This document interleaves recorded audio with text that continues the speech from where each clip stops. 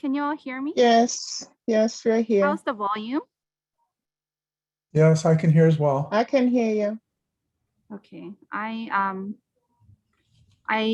know that we're all here in two different places, so I'm going to continue. And if at all you need to get my attention because of volume or anything, I know that you will get my attention and we will correct it before we move on. So thank you for being here with us, everyone. My name is Connie King. I'm also joined by Thuy Thanh Nguyen, who together we prepared this presentation, and I want to credit all the CRMC pharmacies that we have worked with thus far, who have really put so much effort in to find how do you engage patients, how do you retain patients, and have shared those with each other. And we have compiled those and hope to share it in the next now about 40 minutes. This is meant to be an interactive session, so please feel free to stop me, chat with me, to please be involved, because this is a session meant for you to take away things that will be meaningful to you. And if you notice that I don't look at you, that's because I'm looking at some of the folks that are right in front of me as well. So welcome. Let me go ahead and let you know kind of how we, myself and Thuy Thanh, are involved with CRMC.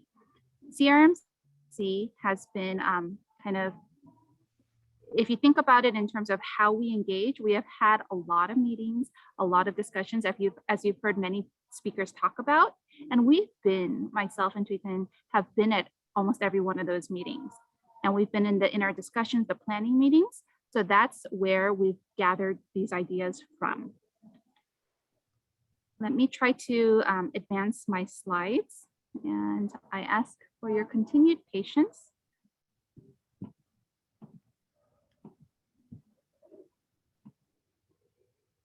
I think we're in business, so we have nothing to disclose. And objectives wise, I will let us just look at the bold real quick. We want to identify opportunities to optimize patient engagement and retention in CMM, in CRMC, which is a longitudinal program. And likewise, number 2 is describe interventions to overcome common barriers to patient engagement and retention. And thirdly, let me move some of our screen here. Apply continuous quality improvement principles to optimize patient engagement and retention. So would you interact with us and type into your Zoom chat this? Could you name some barriers to patient engagement and retention in your pharmacy's clinical programs that you have either struggled with, or if you can anticipate some of that?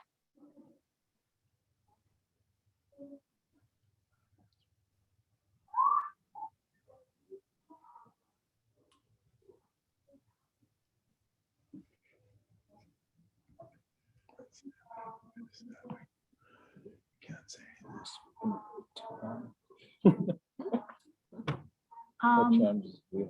Yeah, please. It's all easy for Stephen.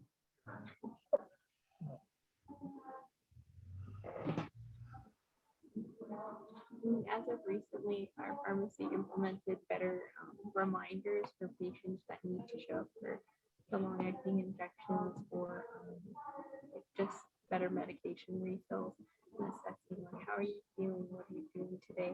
Usually we've been lucky. Most of our patients that we see seem like they're in good spirit, and that everything's going as fine. But we have had the time where like someone comes in with really bad tardive, and we have to call the clinic or suggest to his caretakers that he needs to go to urgent or even ER now. But patient engagement, I guess, because usually we're the one administering, it would be better for us to interact with them and be more involved with them and learn their story so they're comfortable with us. I think most of the time I get into like autopilot mode and I'm just kind of not fully there. I'm there still asking the questions, but I could be more empathetic. So it's almost as if I'm looking at chat, and I know that everyone can look along with me, so I won't go ahead and elaborate on it, but it's almost as if you saw my slides, which I know you didn't because we didn't share it yet. And so hopefully this and more can be discussed. Again, what are you going to hear in the next, half an hour with us? You're hearing of some ways that we found work collectively. And underlying that, not only was it something that we saw as a solution to a common problem, but it was iterated many times through the continuous quality improvement process. Now, as we talk about them, we have more people in attendance here. I know that it's attended by people who are currently part of CRMC, as well as those who are not. And it's differing levels of audience members in terms of how much you know about CRMC or how many clinical services you currently provide.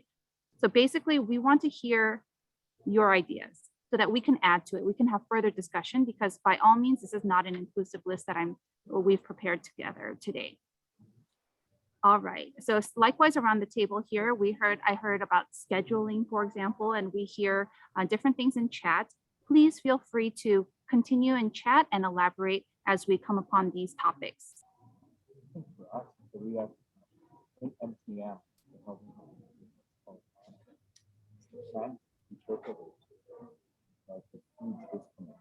So in terms of framing this session, I'm going to just start us off by saying the intent of this session is to actively discuss strategies that CRMC pharmacies and health plans are using to keep engaged with patients and caregivers. And please recall, so for those of us who are not as familiar with CRMC, it is a longitudinal outpatient comprehensive medication management program where patients are often new to the pharmacy. So unlike, doing a program with patients that you already have some type of relationship with, a lot of times, though that may be the case, a lot of times these patients were enrolled to your program at your pharmacy, and they are not filling at your pharmacy to begin with. So you're starting from a blank slate. So the question to run on, we're asking for the rest of this time together is, what will you implement to improve patient engagement and retention by this Tuesday? So today is Friday, right? Basically, in a little bit, right? In a matter of days, like what can you do in the places that you are at? We're gonna have a preview of the pre-assessment questions. Select the most appropriate guiding principle a pharmacist can use to educate a patient who thinks they are unable to afford their blood pressure medications. I'm not gonna read over the answer choices yet, and we'll revisit these questions at the end. Second question is to optimize patient engagement and retention in a longitudinal outpatient program. Prioritize and center the discussion around the patient's health concerns that are of greatest concern to whom? Caregiver, patient, pharmacist, or provider? And lastly, after review of the missed appointment data for a longitudinal outpatient comprehensive medication management program, changes were made to appointment reminders and appointment times. Which of the following best applies continuous quality improvement principles to optimize patient engagement and retention for the program? We're going to start with some kind of bigger picture elements. So in CRMC, where we see patients, where patients are enrolled for CMM, okay, what type of patients are being enrolled? Well, because we want to enroll patients who are higher risk, have chronic health conditions, you'll see that basically where the arrows lead to. They have multiple medications on board. They have a need for frequent monitoring. They need a lot of education. And you see within there, you can just imagine what goes on in each visit. But next slide, which is the CMM workflow diagram. Before they even come to the visit, there are processes that have to happen, right? Simply put, before I even go into the details of this diagram, for a patient to come to the visit, that's a win, right? For a patient to remain in the program and retain, right? That's a win. But at the first couple steps, you have to make sure that you have the patient, say they're going to come and actually do show up for the appointment. And as many of us have talked about around the table and in the chat, that's a struggle as well in the different services and programs that we've been a part of.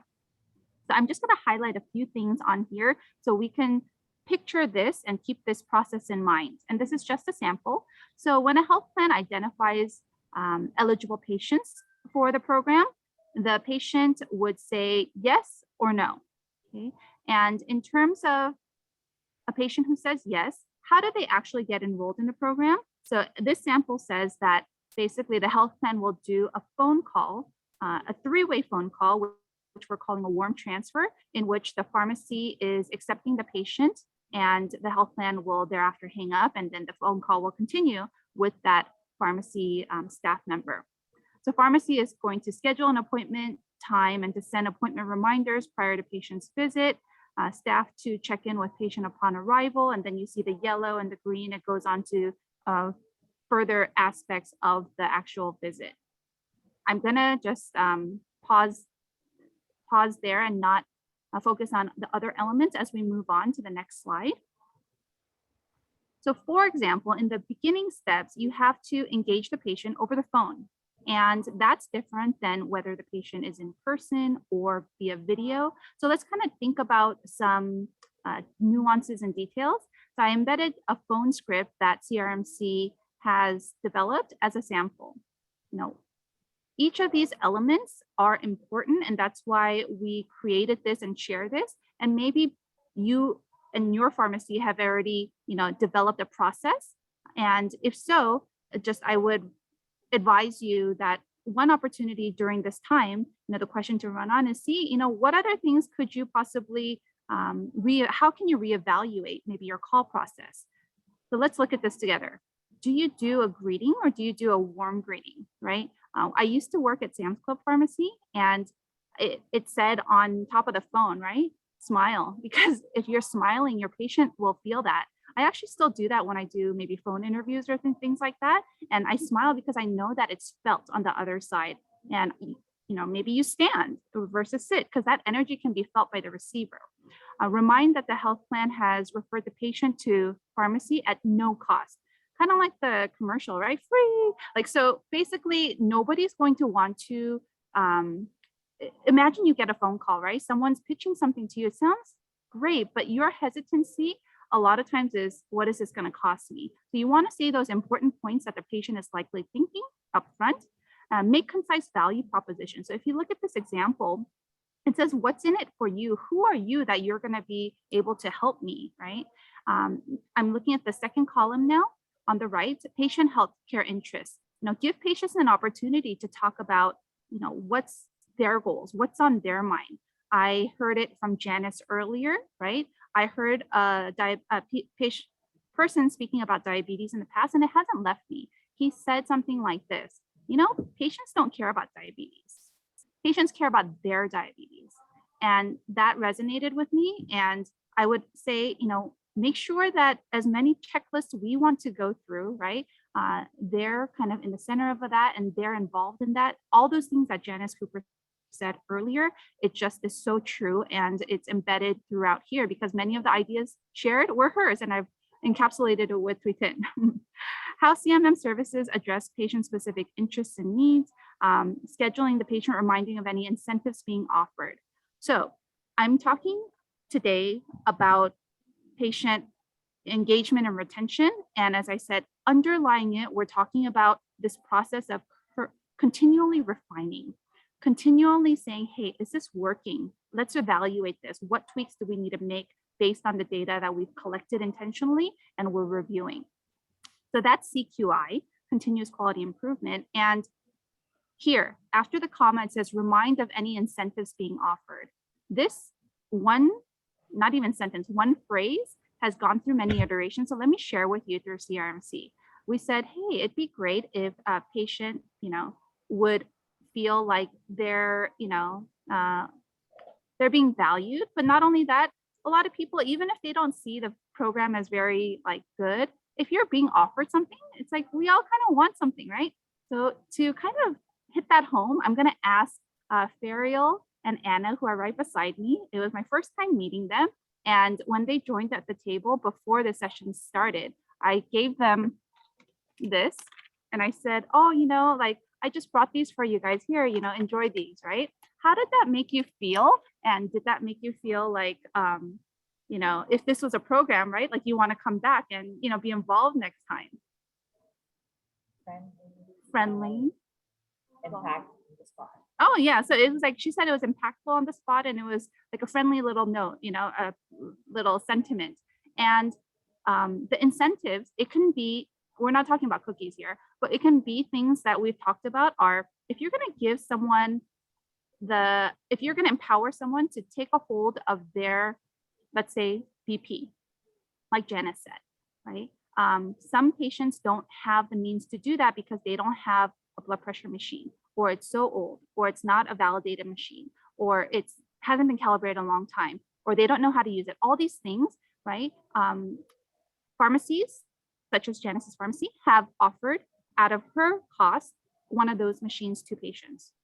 Or patients, we'll talk about more later about the or actually, I'm gonna pause there. But rather than give it to them later, if you talk about it on the initial call that, hey, at the first visit, you will get a new BP machine, right? You will get this and that. And you know, a lot of pharmacies have given away, for example, a bag of just common OTC products. So those are things that you want to do upfront, right? Free. Here's what I could give you, right? Here's how I'm going to help you, the value to you.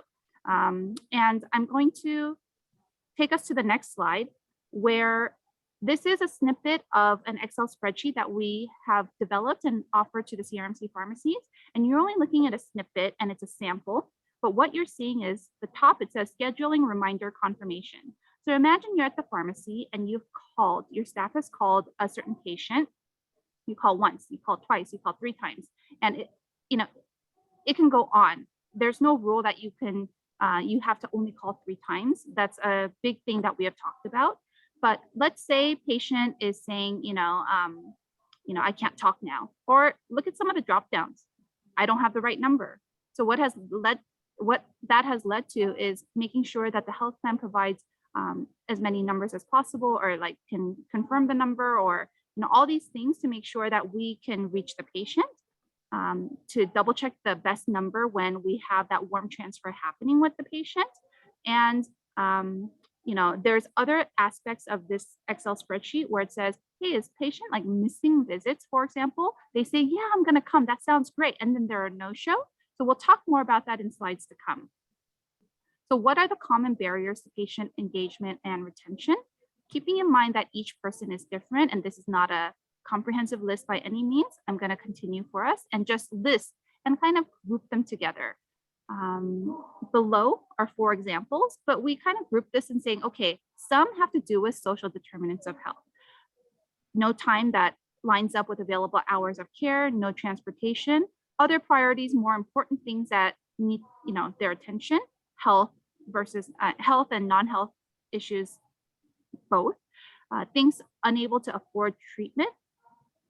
And another category might be lack of knowledge or understanding, unfamiliarity with role of pharmacists outside of dispensing medications.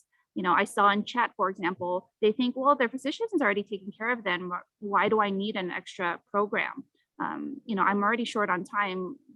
I don't feel bad. I have no concerns. Why do I have to come? Fear of medication side effects. So here was a listing, but and here's a few more others. So lack of interest, motivation, no perceived value, no family caregiver buy-in, and more.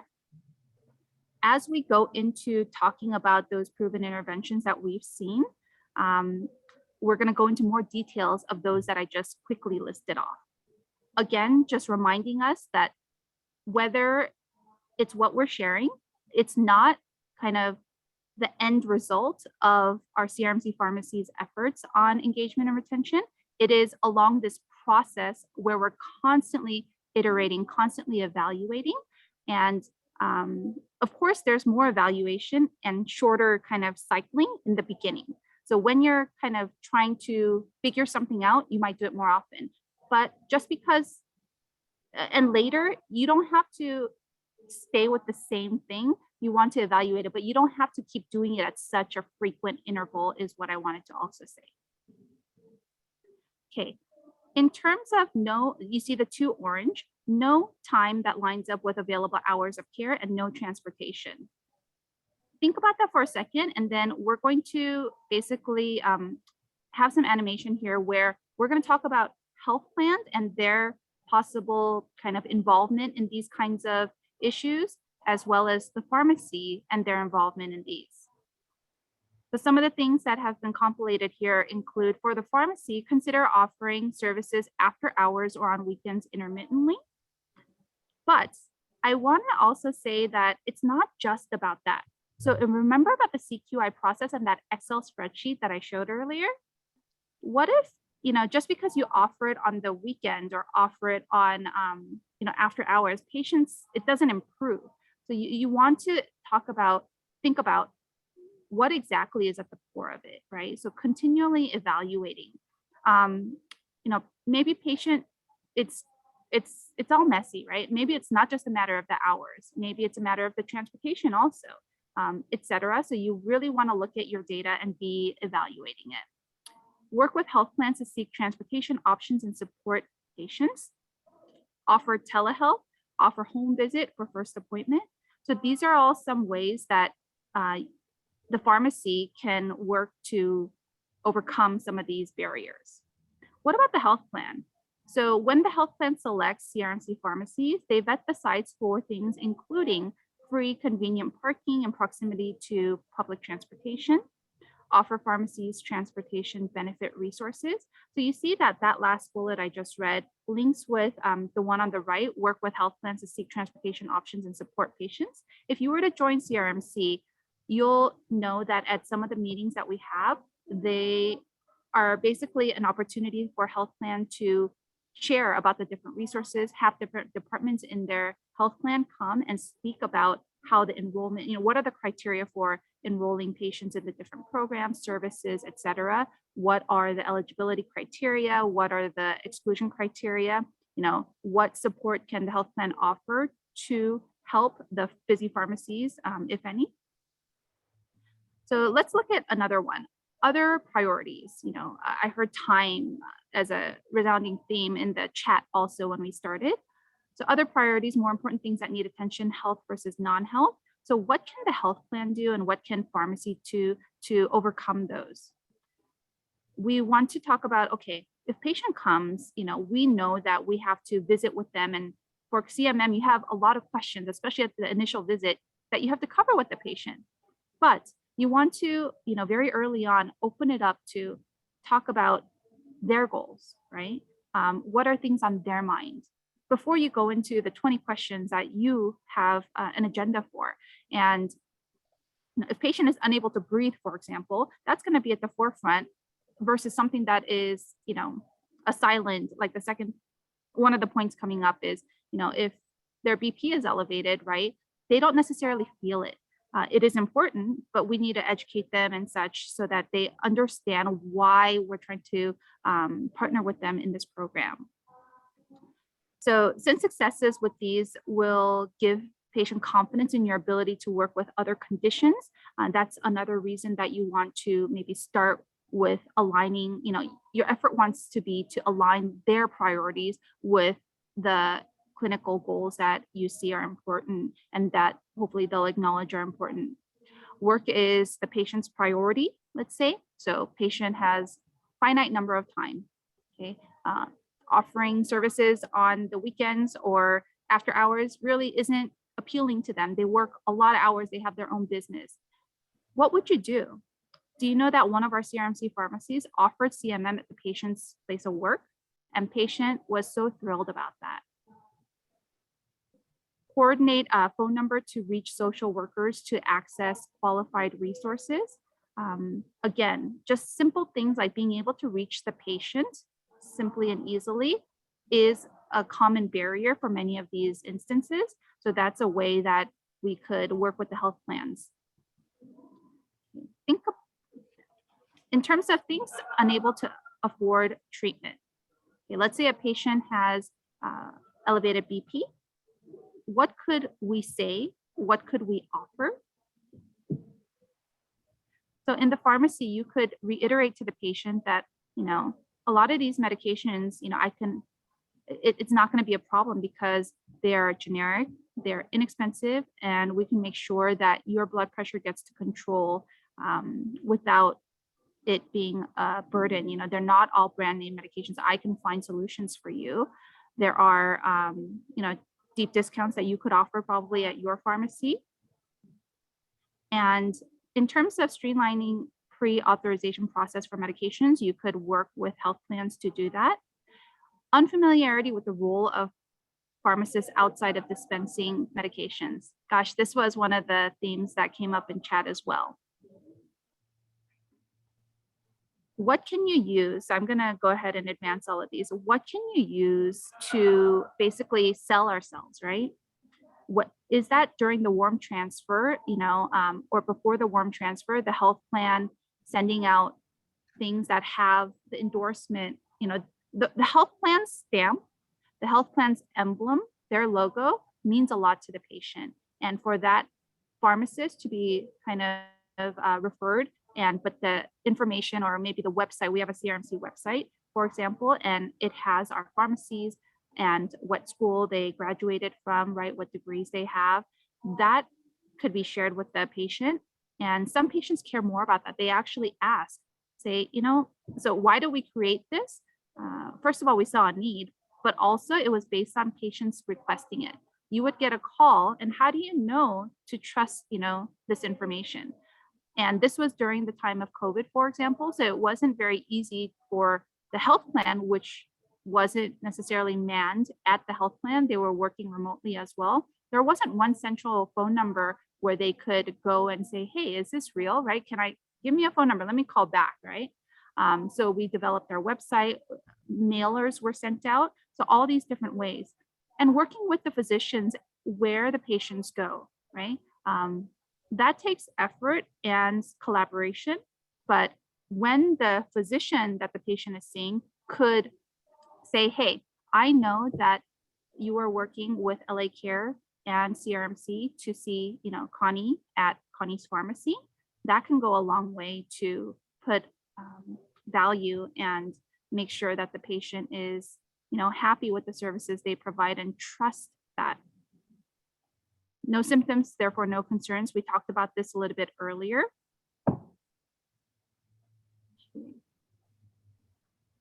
Did you notice earlier here on the left, it says provide educational handout in respected respective languages to pharmacy and patients. Did you notice earlier that when I greeted, I said hello in 3 of the languages that I know? Korean, English, and Spanish. Doesn't mean I know them all very well, but I don't know if you caught that if you were, let's say, Korean speaking or Spanish speaking, and how did that make you feel? So I kind of embedded these elements today with the little snacks, with the little language thing. And these are only snippet examples, but in hopes that maybe it'll, there's so much information provided today. I'm only one session among many sessions, and hoping that it will remain in your mental, kind of repository as something you could consider moving forward from today. Let's see here. I'm looking at my time, but I think we're okay. Fear of medication side effects. So acknowledge that every medication has side effects, but what can we do? The fear is that we don't want to cause harm to the patient. We're very well trained, as we heard today, and we offer a lot of training in CRMC to make sure that we are evidence-based and we know how to treat our patients. But relaying that to the patient so that they feel comfortable, especially for a patient who already has a fear of side effects. I have this kind of person in my family, for example, is very critical. What you say with your white coat on, I know from my family's experience that resonates with them forever. I was going to say for a very long time, but it's actually forever. In my instance. So, you want to kind of bring them alongside you and explain to them and put them at ease for your plan. So some of that is listed here, right? One medication change at a time, right? All things, let them know, yes, all things have the potential for side effects, right? But what is the likelihood? How is it going to be managed? We have ways to effectively lower your, in this example, it's BP, right? You can be a part of it by measuring your BP at home. These are the signs to look for, and engaging their family members, their caregivers is also going to be an added layer for medication safety.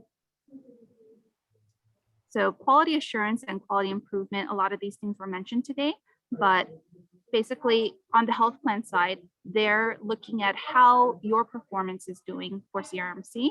And in that way, it could be an added kind of safety layer to review kind of our clinical work, and sharing patient testimonials could maybe resonate with that patient.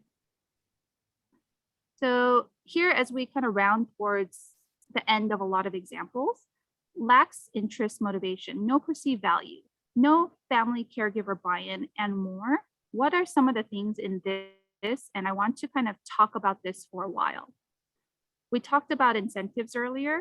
We talked briefly about home visits, cultural alignment, you heard a little bit of, CMM space. Let's talk about this just for a second because I haven't talked about it yet. You did hear that we do visit the pharmacies before we select them into CRMC. And you, if you go to your pharmacy every day, likely have blinders on to what your pharmacy feels like for someone coming for the first time. But having been someone who visited multiple pharmacies and sat in the space where your patient will come for the first time and they will be having a certain sense about them, right? Ferial said, you know, when she was given the little cookies, right? It kind of like made her feel positive or friendly atmosphere, right? What can you do in your space? For example, if you're being considered for CRMC, you are interested and your visit team is coming, you may want to look at your space where the CMM is going to be provided. First of all, how many people can it accommodate? Knowing that we talked a lot about family and caregivers, the patient, and we talked about, you know, the language being important, translators, or those people are going to need to sit down when they come and not feel like they're in the middle of a busy pharmacy. Be able to feel like they can open up to share their goals and their concerns. And do you provide a space like that? Visually, what does it look like? Does it look like a storage room? Or does it look like a comfortable patient space? I know space is really hard to come by at a pharmacy, and some pharmacies have rented adjacent space, for example, like an office space next in their pharmacy building, and been really creative. Or maybe they can repurpose a space, saying, you know what, this doesn't have to be a storage room. Or you know what, my staff they have two kind of options of a break space. So this one can be repurposed for a CMM space. So things like that. And developing the relationship, shared decision-making, motivational interviewing was mentioned, particularly by Keith today. And he said this has been really critical in how he has kind of interacted with and developed relationships with his patients. So I just want to highlight that here. And patients' goals, Janice talked about that, involving the patients, you know, letting them know what numbers are they targeting. She said patients come to her and say, you know, so what else do I need to go do now? Next, I'm ready for next, right? But that's only because she had that conversation with them. She educated them and she involved them in that discussion. Pharmacy can request health plan. Pharmacy can request health plan to call the patient again to re-engage lost to follow-up patients. So what does this mean? You know how earlier there was an Excel spreadsheet and patients were being tracked. Remember, this is a longitudinal program where patient needs to come back and come back and come back. At a certain point, patients may not come back. And no matter if you've called 3 and beyond times at the pharmacy level, sometimes, you know, it's not successful. So what we've been doing is part of the process includes, okay, so we don't just say that's it. Let me give another example. A patient is warm transferred to the pharmacy. It sounds really great, but then the patient is a no-show. So those are two examples where patient may not retain in the program, whether it's after a couple appointments or like for the first appointment. But we thought, you know what, let's evaluate this. Health plan was able to get the patient on the phone, right? So they picked up the call at one point. The health plan was able to get the patient to say yes. So is it something where instead of just, you know, dismissing this patient from the program, let's route the patient back to the health plan and start again. And there have been very successful occasions where the patient continued with the program. So those are some ideas that we wanted to share. Support pharmacists obtaining BP monitors through a DME process. So health plan that we work with, for example, LA Care, will go through the process of filling out the DME paperwork, which is not easy, right? It's another kind of support and time that the pharmacy staff has to do. So the health plan has said, hey, we'll come alongside and we'll help you to fill out the paperwork. Just let us know and we can work with you to process that paperwork together. Okay, so let's talk about a patient case. I purposely reserved some time so I purposely reserved some time so we can have an open discussion now that we laid out almost too many things on the table. Again, the request today is that you leave here with just a few things that you think will be pertinent to you. I saw some people around our tables take some notes throughout, and hopefully you're doing the same or taking some mental notes. So imagine a patient comes, you phoned your patient for the first CMM appointment. Her health plan provided her medical history. With that, you find that she had a recent hospital discharge. You briefly introduce yourself and the program to ensure that the patient remembers the warm transfer. As you discussed her medication history, she admitted that she has not taken any medication since being discharged 2 days ago. Post-amputation, she has a hard time getting to the bathroom, getting foods and medication. She has no caretaker aside from her husband, who gets back from work late at night. She asked you if you could help her with a wheelchair. I mean, a lot of things are going on here. So how would you respond? We're going to open up the chat. Feel free to unmute yourself and just have a discussion about not necessarily this cookie cutter picture, but what are some things that you will see as opportunities to improve patient engagement and retention moving forward?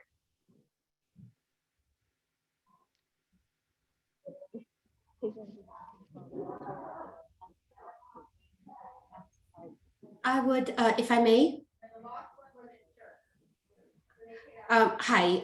So what I would do is I would try to get a sense of her routine in the morning before the husband leaves for work, to see if there's any way to So introduce. I'm going to share what was discussed around the table right now. Oh, Anna okay. was saying, you know, this is her story just a couple of days ago, where a patient was asking about wheelchair, a patient was asking about cane, and really like she wasn't so sure at the initial point of being asked. But luckily you had some resources that you could,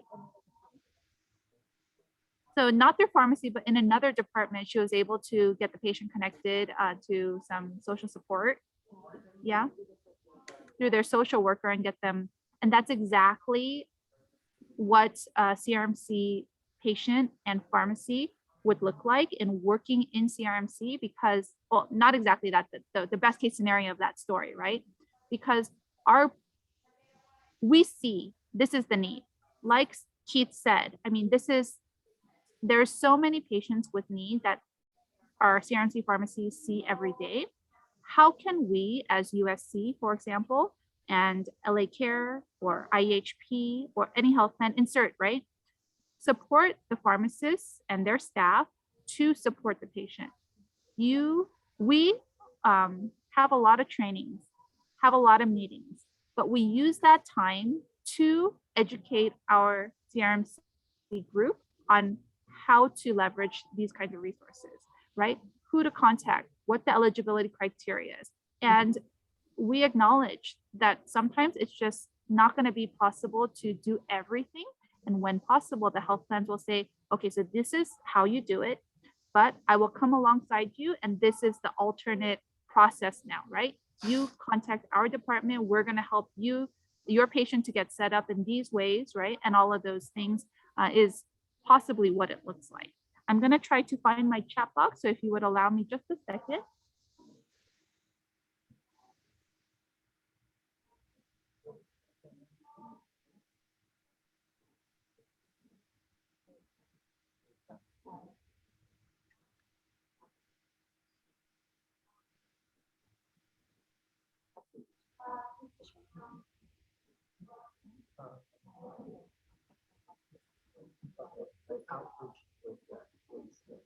So I don't see anything in chat right now about this question at hand. Is there anything else that others would like to share? And actually, I think I'm supposed to end by 3:40, in which case,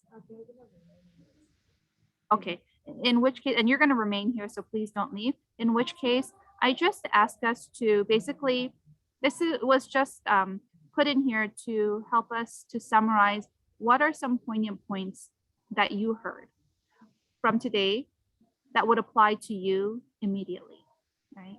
Wherever you are in your practice, how can you collaborate with others? How can you make it so that your patient feels heard? your patient feels safe, your patient feels like you are partnering with them. And so that the hope is that they will engage in the program, they will confide in you, they will retain in the program, right? So that we can help our patients the best. We're going to revisit the assessment questions. So here, in terms of select the most appropriate guiding principle a pharmacist can use to educate a patient who thinks they are unable to afford their blood pressure medications. The correct answer would be B here. Key medications to control blood pressure are generic, inexpensive, and widely available. More so than that, though, it's like, how do you explain that to them? What are you going to do to come along and make them feel supported, right? Help them to adhere to their medications. Everybody's level of being able to afford something, right, is different. Earlier speakers talked about, food. That's my number one concern. If you can't get food, medication is not going to be, the number one concern. So what things can you do to support them alongside other resources? To optimize patient engagement and retention in a longitudinal outpatient program, prioritize and center the discussion around the patient's health concerns that are of greatest concern to our patient. As much as me as a pharmacist has my, my list, right? I want to center it around my patient first and foremost.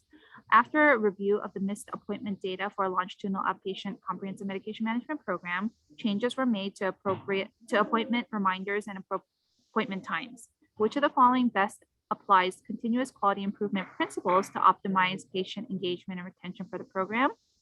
So as we talked about, we want to plan to reassess again after a few cycles when we do CQI processes such as Plan, Do, Study, Act, which is abbreviated PDSA. At this point, we'll pause for any questions, actions, and commitments. I want to just preview this next slide with you. Basically, this is iterating that we're going to have the next session. If you're remaining for this session, you would still remain here. So as we transition, if you have any questions, actions, or commitments, feel free to unmute or put it in chat. Thank you.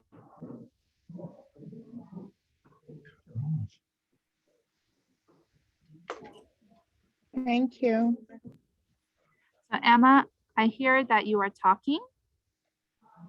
I was just saying thank you. I hear you now. I was just saying thank you. I'm so sorry. I hear you, but not loud enough to hear you.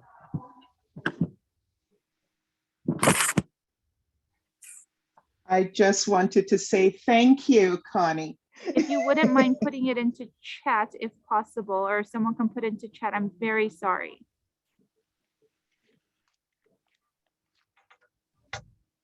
Yeah.